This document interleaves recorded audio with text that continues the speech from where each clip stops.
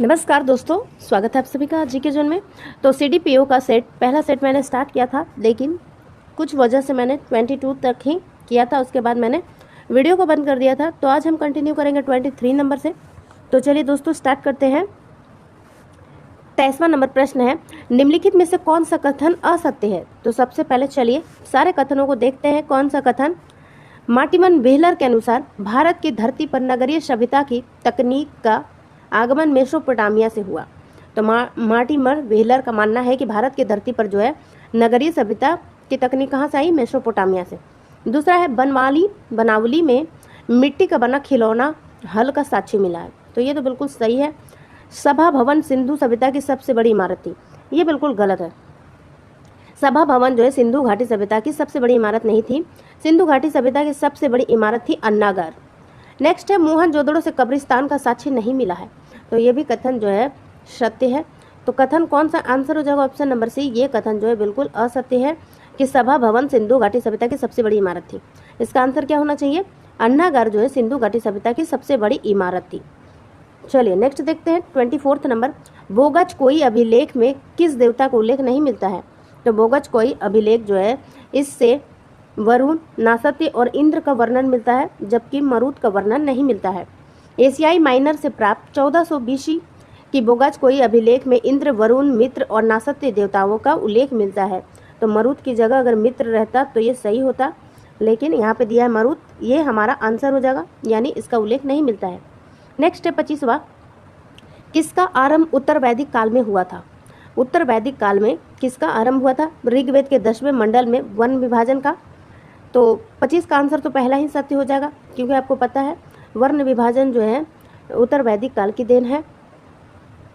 ऋग्वेद के 10वें मंडल के पुरुष सूक्त में चतुर्वर्ण यानी 4 वर्ण विभाजन का वर्णन किया गया है। यह मंडल उत्तर वैदिक काल से जोड़ा गया था। चलिए आगे देखते हैं 26वां। दिल्ली पर पुनः अधिकार करने तथा दिल्ली में अपने द्वितीय राज्याभिषेक के उपरांत हुमायूं कब तक शासन कर सका? तो कब तक शासन कर सका? तो इसका आंसर हो जाएगा 6 माह तक ही ये शासन करा। उसके बाद ये सीढ़ियों से गिरकर इसकी मृत्यु हो गई थी। जुलाई 1555 से जनवरी 1556 तक हुमायूं ने 6 माह तक दूसरी बार शासन किया। इसके बाद जो है सीढ़ियों से गिरकर इसकी मृत्यु हो गई थी। आगे देखते हैं 27वां नंबर। सूची 1 और सूची 2 का मिलान करना है। चलिए तो देखते हैं। कूका विद्रोह का संबंध, कुकी विद्रोह, कूका विद्रोह, पावना विद्रोह और बिरसा मुंडा विद्रोह। तो काफ़ी ज़्यादा इजी है। बिरसा मुंडा सबसे पहले तो आप इसको मिला दीजिए। तो पहला का आंसर डी का आंसर 3 होना चाहिए, इसलिए 2 को एलिमिनेट कर दीजिए। दूसरा है पावना विद्रोह हुआ था बंगाल में, तो 2 हो जाएगा। तो 2 ऑप्शन नंबर डी में है। तो 27 का आंसर तो यही मिल गया हमें, डी। अब नेक्स्ट देखते हैं। देखिए कुकी विद्रोह जो है, कुकी जनजातियाँ मणिपुर, असम वगैरह में निवास करती है। तो कुकी विद्रोह कहाँ की है? मणिपुर की है। और कूका विद्रोह हुआ था पंजाब में। थोड़ा सा डिटेल्स भी हम जान लेते हैं। कुकी विद्रोह जो है, कुकी विद्रोह 1917 से 19 ईस्वी में 1917 से 1919 में मणिपुर में हुआ था। और यह प्रथम विश्व युद्ध के दौरान अंग्रेजों द्वारा मजदूरों की भर्ती किए जाने की नीति के विरोध में किया गया था। कुकी विद्रोह जान लीजिए कि मणिपुर में हुआ था, 17 से 19 के बीच में हुआ था। और इसका कारण क्या था? प्रथम विश्व युद्ध के दौरान अंग्रेजों द्वारा मजदूरों को जबरदस्ती जो है भर्ती किया जा रहा था, इसी के विरोध में यह विद्रोह हुआ था। कूका विद्रोह की बात करें तो यह विद्रोह जो है 1840 ईस्वी में पश्चिम बंगाल में, कूका विद्रोह जो है 1840 ईस्वी में, पश्चिम बंगाल नहीं होना चाहिए, इसका पंजाब होना चाहिए, ठीक है। पंजाब में भगत जवाहर मल उर्फ सियाम साहब के द्वारा किया गया था।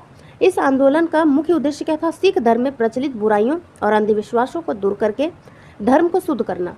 तो कूका विद्रोह 1840। चलिए नेक्स्ट देखते हैं पाबना विद्रोह। पाबना विद्रोह जो है पश्चिम बंगाल में हुआ था। और पाबना विद्रोह हुआ था 1870 और 80 के दशक में। 1870-80 के दशक में जमींदारों द्वारा किसानों पर कानूनी सीमा से बहुत अधिक करारोपण और उसकी मनमानी बड़े पैमाने पर हुई।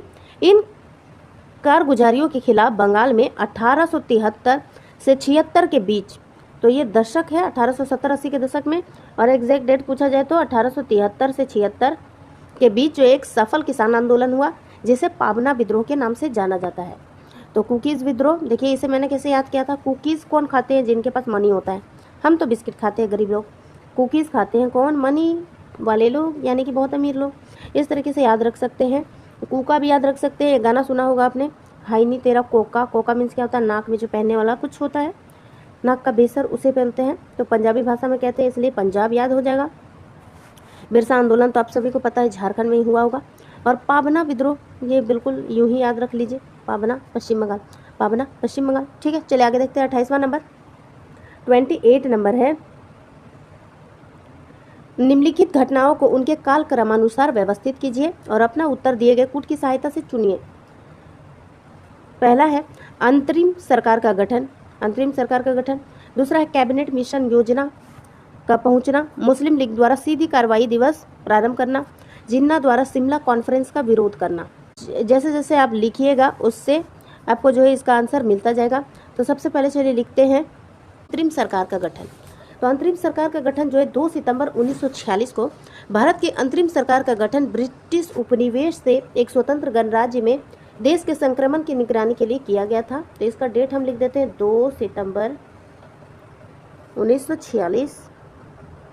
दूसरा है कैबिनेट मिशन का पहुंचना। तो कैबिनेट मिशन दिल्ली कब पहुंचा था, 24 मार्च 1946, 24 मार्च 1946 को। उसके बाद मुस्लिम लीग द्वारा सीधी कार्रवाई दिवस, तो सीधी कार्रवाई दिवस हुआ था 16 अगस्त 1946 को। और जिन्ना द्वारा शिमला कॉन्फ्रेंस हुआ था 1945 में, यानी कि सबसे पहले 1945 का शिमला कॉन्फ्रेंस हुआ होगा, तो डी पहले में हो जाएगा। तो ये दो ऑप्शन में है। उसके बाद बी हो जाएगा 24 मार्च को, मार्च के बाद आएगा अगस्त, यानी कि तीसरा नंबर। तो बी के बाद सी और ए, इसका आंसर हो जाएगा ऑप्शन नंबर ए। तो एक्सप्लेनेशन सेक्शन एक बार पढ़ के सुना देती हूँ मैं तो इसको। तो 22 जून 1945 को शिमला में एक सर्वदलीय सम्मेलन का आयोजन किया गया था, जिसमें कुल 22 प्रतिनिधियों ने हिस्सा लिया था। शिमला कॉन्फ्रेंस कब हुआ था, 25 जून को हुआ था शिमला कॉन्फ्रेंस। तो ठीक है, 25 जून 1945 को हुआ था शिमला में। इसमें जो है 22 प्रतिनिधियों ने हिस्सा लिया था और सम्मेलन के दौरान मुस्लिम लीग द्वारा यह शर्त रखी गई थी कि वाइसराय की कार्यकारिणी परिषद में नियुक्त होने वाले सभी मुस्लिम सदस्यों का चयन वह स्वयं करेगी। मुस्लिम लीग की वजह से ही 25 जून से 14 जुलाई तक चलने वाला शिमला कॉन्फ्रेंस असफल रहा। यह कार्य जो है जिन्ना द्वारा किया गया था। तो जिन्ना द्वारा शिमला कॉन्फ्रेंस का विरोध, तो इसका आंसर हो जाएगा 1945, तो डी पहले में होगा। उसके बाद जो है तो बाकी सब तो मैंने बता ही दिया। कैबिनेट मिशन कब आई थी, मुस्लिम लीग द्वारा सीधी कार्रवाई दिवस जो है पाकिस्तान की मांग को लेकर किया गया था, 16 अगस्त 1946 को किया गया था। चलिए आगे देखते हैं, निम्नलिखित में से किस आंदोलन में महात्मा गांधी ने पहली बार भूख हड़ताल का प्रयोग हथियार के रूप में किया था। तो ये प्रश्न भी काफ़ी बार पूछे जा चुके हैं। यह होगा अहमदाबाद की हड़ताल। कब हुआ था, 1918 ईस्वी में गांधी जो है मजदूरों की वेतन वृद्धि के लिए आमरण अनशन किया था गांधी जी ने। मिल मजदूरों और मिल मालिकों के बीच बोनस को लेकर विवाद था। अनशन के चौथे दिन ही सरकार मजदूरों की मांग मानने के लिए विवश हो गई और मिल मजदूरों ने 35% बोनस देना स्वीकार कर लिया। अतः गांधी जी ने पहली बार भूख हड़ताल का प्रयोग अहमदाबाद की हड़ताल में किया था। चलिए आगे बढ़ते हैं। 30वां नंबर है, दुनिया के मजदूरों एक हो जाओ। यह नारा किसका है, तो ये नारा है कार्ल मार्क्स का है। कार्ल मार्क्स जर्मन दार्शनिक प्रणेता थे। इनका जन्म हुआ था 1818 ईस्वी को त्रेवेस के एक यहूदी परिवार में। 1824 में इनके परिवार ने ईसाई धर्म स्वीकार कर लिया था। आगे है 31 नंबर, पृथ्वी की आयु कितनी है, तो पृथ्वी की आयु है 4.5 अरब वर्ष। चलिए नेक्स्ट देखते हैं। 32 नंबर है, सौरमंडल का सबसे बड़ा ग्रह कौन सा है, तो ये इजी प्रश्नों के कैटेगरी में आप इसे ले सकते हैं। बृहस्पति ग्रह जो है सौरमंडल का सबसे बड़ा ग्रह है। नेक्स्ट देखते हैं, निम्नलिखित में से कौन भूगर्भ की जानकारी का प्रत्यक्ष साधन है। तो देखिए पृथ्वी के विषय में, जो भूगर्भ के विषय में हम कैसे जानकारी ले सकते हैं, हम जो है बहुत ज़्यादा जो है होल भी नहीं कर सकते हैं क्योंकि ये संभव नहीं है। तो इसे जानने के लिए कुछ प्रत्यक्ष और कुछ अप्रत्यक्ष साधनों का हम प्रयोग करते हैं। तो इसमें पूछा जा रहा है कौन सा प्रत्यक्ष साधन है, तो प्रत्यक्ष साधनों में ज्वालामुखी हम मान सकते हैं क्योंकि पृथ्वी के गर्भ में देखिए गर्म लावा गैसेस वगैरह होती है ज्वालामुखी के माध्यम से फूट कर बाहर निकल जाती है। तो ये प्रत्यक्ष जानकारी दे सकती है कि अंदर किस प्रकार लावा भरा हुआ है। मतलब इससे हम जान सकते हैं कि पृथ्वी के अंदर जो है पूरी ठोस नहीं है, पृथ्वी के अंदर जो है एक लिक्विड फॉर्म भी पाया जाता है। और भी बहुत सारी चीज़ें जान सकते हैं, जैसे कि कौन सा मेटल है। और अप्रत्यक्ष साधन में क्या जाएगा, गुरुत्वाकर्षण, भूकंपीय तरंगे, घनत्व, ये सभी चीज़ें अप्रत्यक्ष साधन है, जबकि ज्वालामुखी इसका प्रत्यक्ष साधन है। चलिए आगे देखते हैं 34 नंबर। निम्नलिखित में से किस महासागर में सर्वोत्तम साम्य स्थापना पाई जाती है? सबसे अधिक साम्य स्थापना पाई जाती है अटलांटिक महासागर में। संसार का संपूर्ण छठा भाग होने के कारण अटलांटिक महासागर में सर्वोत्तम साम्य स्थापना पाई जाती है। अटलांटिक महासागर पश्चिम की ओर उत्तर एवं दक्षिण अमेरिका द्वारा तथा पूर्व की ओर यूरोप और अफ्रीका से घिरा हुआ है। इसका क्वेश्चन का तात्पर्य मुझे नहीं समझ में आया, अगर आपको समझ में आया तो प्लीज़ मुझे बता दीजिएगा। इसका मतलब क्या हुआ, साम्य स्थापना? मुझे समझ नहीं आया, बस मैंने इसका आंसर देखकर आपको बता दिया और इसका एक्सप्लेनेशन पढ़ के आपको सुना दिया।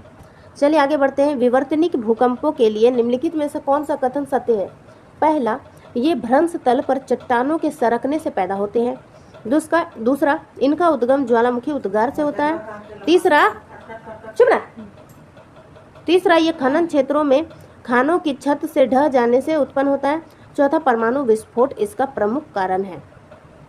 तो सत्य कथन कौन सा हो जाएगा? पहला नंबर इसका सत्य कथन है, ये भ्रंश तल पर चट्टानों के सिरकने से पैदा होता है। तो भूकंप देखिए, दो प्लेटें हैं, इस प्रकार से दो प्लेटें हैं, जब ये सरकती है तो एक हलचल से उत्पन्न होती है, बहुत सारी ऊर्जा बाहर निकलती है जो कि तरंगों के माध्यम से पूरी पृथ्वी में फैल जाती है, वही तो भूकंप होता है। तो इसका आंसर हो जाएगा ऑप्शन नंबर ए। तो भूकंप के पृथ्वी के भ्रंश तल पर चट्टानों के सरकने से भूकंप पैदा होते हैं। पृथ्वी के पटल 12 प्लेटों पर बना हुआ माना जाता है। ये प्लेटें सरकती रहती है और कभी कभी दूसरे प्लेटों से टकरा जाती है, अतः इन प्लेटों के टकराने से भूकंप आते हैं। चलिए आगे बढ़ते हैं, 36वां नंबर देखते हैं। निम्नलिखित में से कौन सा सक्रिय ज्वालामुखी है? कौन सा सक्रिय ज्वालामुखी है? इसका आंसर हो जाएगा स्ट्राम्बोली। वर्तमान समय में विश्व में सक्रिय ज्वालामुखी की संख्या 500 है। इसमें से इटली का स्ट्राम्बोली तथा एटना स्ट्राम्बोली ज्वालामुखी भूमध्य रेखा में सिसिली के उत्तर में लिपारी द्वीप पर अवस्थित है और इसमें सदा प्रज्वलित गैस निकलती रहती है, जिससे आसपास का भाग प्रकाशित रहता है। नेक्स्ट है 37वां नंबर। निम्नलिखित में से कौन सा खनिज सबसे कठोर है? ये भी इजी कैटेगरी का प्रश्न है। इसका आंसर हो जाएगा हीरा। हीरा सबसे कठोर खनिज है। हीरा के उत्पादक देशों की बात अगर की जाए तो दक्षिण अफ्रीका, बेल्जियम, कांगो, घाना, अंगोला आदि है। 38 है। निम्नलिखित में से कौन सा अवसादी सेल है? तो बलुआ पत्थर जो है अवसादी सेल है। तो सेल चैप्टर मैंने पढ़ाया आपको। तो अवसादी सेल क्या होती है? जो अवसादों से निर्मित होती है उसे अवसादी सेल कहते हैं। ये परत दर परत पाई जाती है, इसमें जो है जीवाश्म पाए जाते हैं। और भी बहुत सारे फैक्ट हैं जो कि आप चट्टान चैप्टर में जाकर देख सकते हैं। चलिए नेक्स्ट देखते हैं 39वां नंबर। निम्नलिखित में से कौन सी अंतर्जनित बलों का उदाहरण है? अंतर्जनित बलों का उदाहरण है ज्वालामुखीयता। ज्वालामुखीयता अपनी ऊर्जा सूर्य द्वारा निर्धारित वायुमंडलीय ऊर्जा व अंतर्जनित शक्तियों से नियंत्रित विवर्तनिक कारणों से उत्पन्न प्रणवता से प्राप्त करती है। निम्नलिखित में से कौन सी भू आकृति का निर्माण नदी के अपरदन से होता है? नदी की अपरदन क्रिया से कौन सा हाँ, तो नदी के अपरदन से तो गार्ज का निर्माण होता है। बाकी सभी जो है ये जो है अपरदन से नहीं बल्कि जमाव से यानी निक्षेपण से होता है। तो डेल्टा क्या है? जब नदी का ढाल खत्म हो जाता है, बिल्कुल मैदानी सतह प्राप्त कर लेता है, तो जो जितने भी क्या बोलते हैं उसे, जो इकट्ठा करके लाते हैं मलबे, वो जमा हो जाते हैं यानी निक्षेपित हो जाते हैं, उससे डेल्टा का निर्माण होता है। सिमिलरली जब ऊंचाई से पानी गिरता है उसके बाद जो कीचड़ है कुछ इस प्रकार से पंखे का निर्माण कर देती है, जिसे जलोढ़ पंख कहा जाता है। और बाढ़ के मैदान तो आप जान ही रहे हैं, तो ये भी बाढ़ के द्वारा लाए गए अवसादों से ही निर्मित होगा जमा होने के बाद। इसका आंसर क्या हो जाएगा? गॉर्ज जो है ये अपरदन की वजह से होता है। जब पानी जो है धीरे धीरे चट्टानों को काटती जाती है तो एक गर्ज का निर्माण हो जाता है। गर्ज जो है भू आकृति का निर्माण नदी की अपरदन क्रिया द्वारा होता है। हिमालय के दोनों दीवार बीच में हिमालय की पूर्ववर्ती नदी इसका उदाहरण है। थोड़ा सा अजीब ही लगा, लेकिन चलिए आगे देखते हैं। 41 है, निम्नलिखित में से कौन सी भू आकृति हिम नदी के कार्य से संबंधित है? यानी कि बर्फों के द्वारा बनी हुई आकृति। जलप्रपात तो बिल्कुल नहीं हो सकता क्योंकि यह नदी से बनता है, तो इसे चलिए काट देते हैं। रोधिका भी नहीं होगा। सर्क जो होता है ये हिम नदी से निर्मित होता है। कुछ शायद, अगर मैं गलत नहीं है तो कुछ इस प्रकार की आकृति होती है, तो मुझे ठीक से याद नहीं आ रहा। एक बार आप देख लीजिएगा गूगल सर्च करके सर्क किस प्रकार का होता है। सर्क हिम नदी के कार्य से संबंधित है। सर्क के पृष्ठ पार्श्व बहुत ऊंचे व खड़ी ढाल वाले होते हैं। प्रायः बर्फ के पिघलने से सर्क में जल भर जाता है और झील बन जाता है, जिसे सर्क झील कहा जाता है। चलिए नेक्स्ट देखते हैं। निम्नलिखित में से कौन सी गैस हमें सूर्य से आने वाले हानिकारक पराबैंगनी विकिरणों से बचाती है? तो ये भी इजी प्रश्न है। ओजोन हो जाएगा इसका आंसर।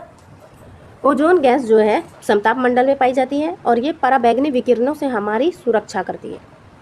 आगे देखते हैं। अश्व अक्षांश कहाँ पाए जाते हैं? तो हॉर्स लैटिट्यूड कहाँ पे पाए जाएंगे? उपोष्ण उच्च दाब में, लगभग 30 डिग्री से 35 डिग्री अक्षांशों के मध्य में दोनों गोलार्धों में उच्च वायुदाब की पेटियां उपस्थित होती है। इसी उच्च वायुदाब पेटियों में अश्व अक्षांश पाए जाते हैं। 44वां 44th नंबर है, निम्नलिखित में से कौन सा बल्ब अथवा प्रभाव भूमंडलीय पवनों को विक्षेपित करता है? तो इसका आंसर हो जाएगा कैरियोलिस फोर्स। कैरियोलिस प्रभाव पृथ्वी के घूर्णन के कारण पवनें अपनी मूल दिशा से विक्षेपित हो जाती है। कैरियोलिस बल जो है फ्रांसीसी वैज्ञानिक के नाम पर पड़ा है, जिसने सबसे पहले इस बल का अनुभव 1835 में किया था। 1835 में। नेक्स्ट है 45th नंबर, निम्नलिखित प्रकार के बादलों में से आकाश में सबसे ऊंचा बादल कौन सा है? तो देखिए बादल जो है कई प्रकार के होते हैं, जिसमें से पक्षाप बादल जो है सबसे ऊंचाई पर पाए जाते हैं। पक्षाप बादल हिम के कणों से बने होते हैं, ऊंचे सफेद और पतले चादर हैं। यह आकाश में सबसे ऊंचा बादल है। 46वां है, विश्व का पहला जूट मिल कहाँ स्थापित किया गया था? विश्व का पहला जूट मिल भारत के रीसरा में हुआ था। सोने के रेशे के नाम से मशहूर जूट के रेशे से सामानों का निर्माण करने में भारत का विश्व में प्रथम स्थान है। इस उद्योग का पहला कारखाना कोलकाता के समीप रीसरा नामक स्थान पर 1859 में लगाया गया था। और रीसरा कहाँ पे है? कोलकाता में। विश्व की सबसे लंबी गैस पाइपलाइन कौन सी है? इसका आंसर है A, east west pipeline, China. Next है 48, निम्नलिखित में से कौन से जलाशय में सर्वाधिक जल होता है? इसका आंसर हो जाएगा हिम नदियां एवं हिम टोपियां।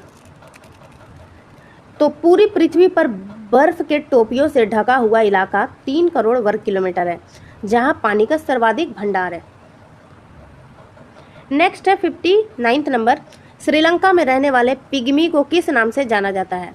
तो श्रीलंका में रहने वाले पिग्मी को वेदा के नाम से जाना जाता है। कहीं पे वेदा भी रहता है, कहीं पे डबल दा यानी वेदा। 50वां है, लवणता को प्रति समुद्री जल में घुले हुए नमक की मात्रा में व्यक्त किया जाता है। तो इसका आंसर क्या हो जाएगा? ऑप्शन नंबर बी, 1000 ग्राम। सागरीय जल में लवणता को 1000 ग्राम जल में व्यक्त किया जाता है। महासागरों में मिलने वाली लवणता में सबसे अधिक उत्तरी अटलांटिक महासागर के सरगोशी क्षेत्र में मिलती है।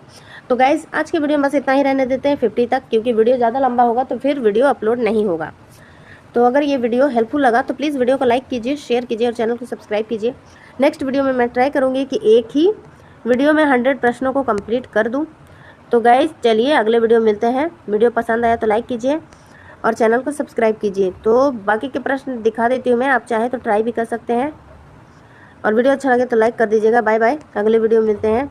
100 प्रश्नों को मैं दिखा देती हूँ, तब तक आप चाहेंगे तो इसे कंप्लीट करके रखिए। उत्तरमाला मैं अभी नहीं दिखा रही हूँ, आप ट्राई कीजिएगा एक बार खुद से, उसके बाद इसका आंसर आप देखेंगे। तो चलिए दोस्तों नेक्स्ट वीडियो मिलते हैं। Thank you.